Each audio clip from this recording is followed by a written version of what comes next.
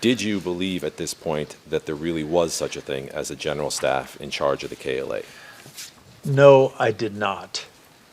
And I think a lot of this effort to demonstrate that there was an army with its usual vertical lines of authority was really an effort to show us, just as people were showing us that there was a government there, was an effort to show that there are normal political and military structures and that we could take them seriously.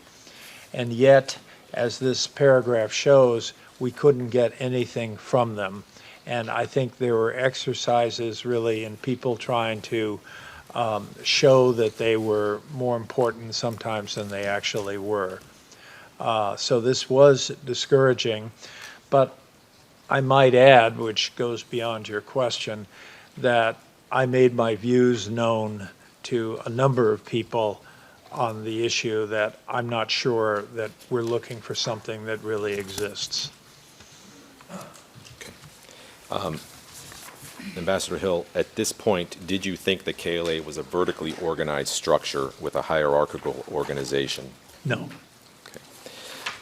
Ambassador Hill, this is another excerpt from that interview, and you were asked by Mr. Shala, did you at that period know who was in charge of the KLA? Who was the most important person in the KLA? And your answer is recorded as, looking for the person in charge of the KLA was not something that you would succeed at. There were different groups of people. There was the Dukagini crowd, there were the Dranitsa people, there were various local commanders, there were key logistics people like Javed Haliti. There were finance people in the Western countries. So I don't think there was any one telephone number or satellite telephone number that we could have called. There were different people, and that's why there was such an effort to try to talk to these different people, even though in talking to them, we frequently confused them more than we enlightened them.